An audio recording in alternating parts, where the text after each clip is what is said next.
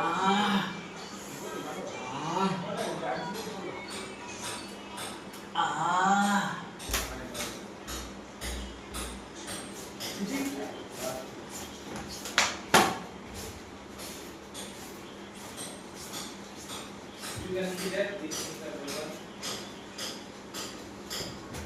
না না